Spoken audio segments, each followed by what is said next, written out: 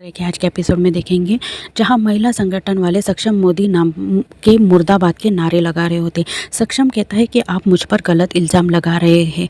मैं होटल गया था, मेरी मीटिंग थी, लेकिन प्रिया की तबीयत खराब हो गई। मैं उसे डॉक्टर के पास लेके जाता, इससे पहले वो बेहोश हो गई, इसीलिए मैं उसे एक कमरे में लेकर गया। को झूठ लग रहा है तो आप खुद प्रिया से ही पूछ लीजिए। सभी प्रिया से पूछते हैं। सक्षम कहता है प्रिया सच क्या है तुम बताओ। प्रिया कहती है सक्षम सच कह रहा है। वही महिला कहती है कि नहीं मैडम आप डरिए मत, आप जो भी सच है वो बताइए। गोपिका कहती है बस करिए आप। संगठन में से एक महिला गोपिका से कहती है कि आप इस आदमी के साथ कैसे रहती है। तभी गोपिका कहती है मेरे गले में मंगलसूत्र और मांग में जो सिंदूर है वो मरते दम तक रहेगा। मुझे अपने सक्षम जी पर पूरा भरोसा है और जिसने भी आपको भड़काया है मैं उसका पता लगाकर उसे कड़ी से कड़ी सजा दूंगी। अब आप सभी लोग यहाँ से चले जाइए। सभी वहाँ से चले जाते हैं। घर में मिथिला मोदी गोपिका से कहती है गोपिका मुझे तुम पर बहुत गर्व है। आज जिस तरह से निडरता से तुमने सक्षम का साथ दिया है इससे मैं बहुत खुश हूँ।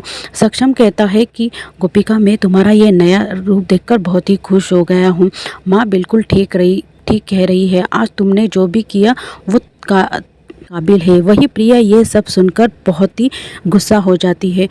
वो कहता है लेकिन आखिर ये सब किया किसने। तभी प्रिया कहती है मैंने किया। सभी हैरान हो जाते हैं और प्रिया की तरफ देखने लगते हैं। मिथिला कहती है कि प्रिया ये तुमने क्यों किया। तभी प्रिया बात बदल देती है और कहती है कि मुझे पता नहीं ये सब कैसे हुआ, लेकिन जो भी हुआ ठीक नहीं हुआ। गोपिका कहती है जिसने भी ये किया है उसे मैं कड़ी से कड़ी सजा दिलाकर रहूँगी। झूठ और सच्चाई ज़्यादा देर तक टिक नहीं पाती। प्रिया के पास आते हैं और कहते हैं कि हमारे घर में सभी लोगों ने घेर लिया है और उल्टे सुल्टे सवाल पूछ रहे हैं। अब हम घर जाएंगे तो तुम्हारी वो इज्जत उछालेंगे। मुझे तो बहुत डर लग रहा है, अब हम क्या करेंगे। तभी गोपिका कहती है मामा जी आप इसकी चिंता मत करिए, प्रिया बहन कहीं नहीं जाएगी, वो हमारे साथ यहीं पे रहेगी। ये सुनकर प्रिया और मामा जी बहुत ही खुश हो जाते हैं। कहते हैं कि मैं अपना सामान लेकर आता हूँ। तभी गोपिका कहती है कि मामा जी आप सिर्फ प्रिया बहन का सामान लेकर आइए, क्योंकि वीडियो में तो सिर्फ प्रिया बहन थी ना। आप अपने घर जाइए और वहाँ पे लोगों को संभालिए जो प्रिया बहन की इज्जत उछाल रहे हैं। अभी आपको ही ये सब संभालना होगा। जो प्रिया ये सुनकर चौंक जाते हैं। मिथिला कहती है तुम बिल्कुल ठीक कह रही हो गोपिका, को अपने घर पे ही रहना चाहिए। गोपिका कहती है प्रिया बहन आइए मैं आपको अपना कमरा दिखाती हूँ। प्रिया कहती है लेकिन मुझे तो मेरा कमरा पता है। गोपिका कहती है लेकिन मैं आपको का नया कमरा दिखाती हूँ। गोपिका प्रिया को सर्वेंट रूम में लेके जाती है। प्रिया को बहुत ही गुस्सा आता है। प्रिया कहती है ये मैं इस सर्वेंट रूम में रहूँगी। तभी गोपिका कहती है क्यों सर्वेंट लोग इंसान नहीं होते हैं, से आप अपना चेहरा साफ रखती है, इस रूम को भी वैसे ही चमका देना। प्रिया को बहुत ही गुस्सा आता है। वो कहती है कि गोपिका तुम इतना उड़ो मत, तुम अभी कच्ची खिलाड़ी हो, मुझे जानती नहीं हो। प्रिया अपने फ़ोटो का एल्बम में से एक एक लड़के की तस्वीर निकालती है और चाय बनाने लगती है। तभी गोपिका उसमें पानी डाल देती है और कहती है कि चुस्ती को मुझे कैसे भगाना है अच्छी तरह से आता है।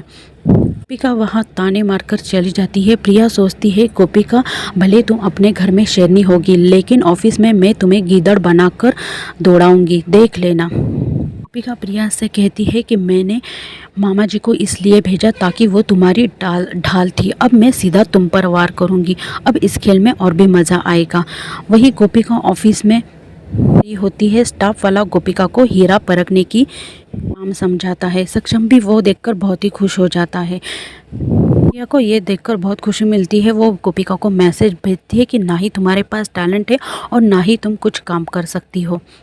ऑफिस में एक स्टाफ वाला एक औरत को आता है और कहता है कि तुम्हें हीरा परखना नहीं आता तो तुम नौकरी क्यों नहीं छोड़ती, तुम्हारे वजह से बॉस हमेशा मुझे डांटते रहते हैं। गोपिका दूर से ये सब देख रही होती है। वो सोचती है कि कुछ गड़बड़ है। वही प्रिया को किसी का फ़ोन आता है। वो हड़बड़ी में किसी को स्टोर रूम में बुलाती है। गोपिका सोचती है ज़रूर प्रिया बहन कुछ गलत करने वाली है या कुछ गलत कर चुकी है, मुझे सबूत इकट्ठा करना पड़ेगा। गोपिका स्टोर रूम में जाती है और अपना मोबाइल ऑन करके रखती है और सोचती है कि मैं अब प्रिया बहन के खिलाफ सबूत इकट्ठा करूंगी। वहाँ से चली जाती है। वही प्रिया स्टोर रूम में जाकर रूम में एक अनजान व्यक्ति को बुलाती है जो रिपोर्टर होता है। वो प्रिया से पैसे की मांग करता है।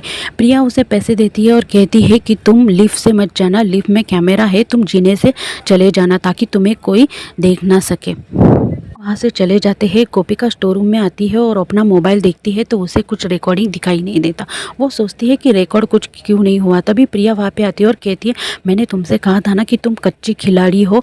मैंने जानती थी कि तुम मेरा पीछा कर रही हो, इसीलिए मैंने अपने आदमी को स्टाफ रूम में बुलाया और अपना काम कर दिया। तुम्हें पता है मैंने किसे बुलाया था? मैंने उसी रिपोर्टर को बुलाया था जो गंदी गंदी बातें तुमसे सुबह पूछ रहा था, और वो जो टमाटर तुम पे फेंक रहे थे वो भी मेरे ही लोग थे। मैंने तुमसे कहा था तुम इस खेल में कच्ची खिलाड़ी हो। यह वहाँ से चली जाती है। गोपिका फिर से अपने फ़ोन में देखती रहती है और आज का एपिसोड यहीं पे समाप्त होता है। कल के एपिसोड में हम देखेंगे जहाँ प्रिया सक्षम से कहती है कि सक्षम, मैं तुमसे बहुत प्यार करती हूँ, मैं तुम्हारे लिए राधिका बनी। गोपिका दूर से ये सब सुन लेती है और सोचती है प्रिया बहन और राधिका।